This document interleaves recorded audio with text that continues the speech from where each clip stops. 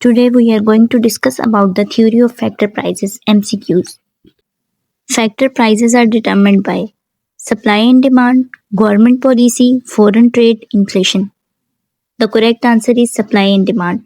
Basically there are four factors of production in economy: land, labor, capital and organization. And their price is determined by supply and demand. The price paid for the use of labor is called rent, interest, wages or profit. The correct answer is wages because labour को veg दी जाती है, labour की जो price है वो wages है.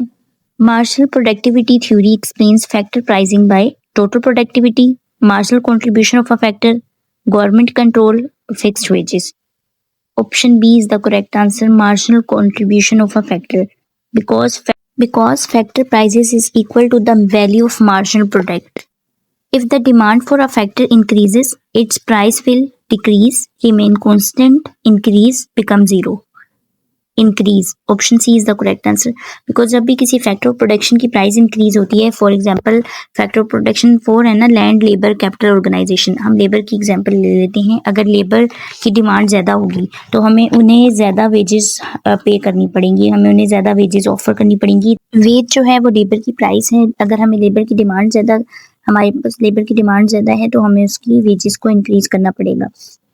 The price paid for the use of the land is called wages, rent, interest, dividend. The correct answer is rent, क्योंकि land का जो है वो रेंट होता है.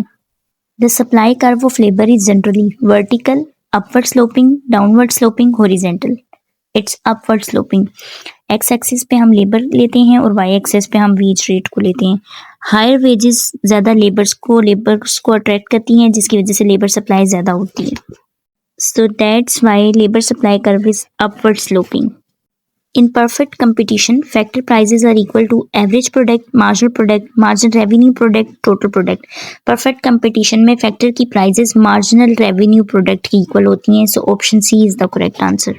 The payment for capital is called rent, wages, interest or profit. Capital की जो payment होती है वो interest होती है. So option C is the correct answer. If the marginal product of labor decreases, the wage rate will increase, decrease, remain same, become zero. Decrease, because lower productivity means lower wages. So correct answer is option B, decrease.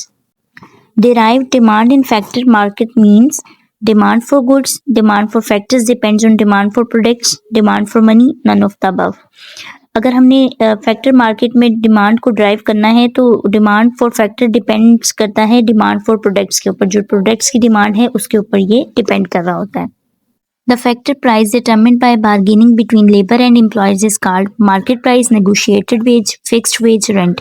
जो bargaining से decide होती है labour और employers की, वो negotiated wage होती है. The concept of economic rent refers to payment to labor, payment to capital, excess payment over minimum required to keep factor in use, interest paid on loans. तो basically economic rent वो पैसा होता है जो factor of production के ऊपर उनकी use जो आप कर रहे हैं उससे ज़्यादा अमाउंट में, एक्सेस अमाउंट में जो आता है उसे हम इकोनॉमिक रेंट कहते हैं.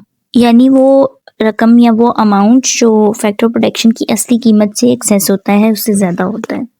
The elasticity of factor supply measures responsiveness of factor demand to price changes, responsiveness of factor supply to price changes, change in factor price due to government policy, total quantity of factor supplies. Write your answer in comment section. For more MCQs, like, share and subscribe to Curious Economist Hub.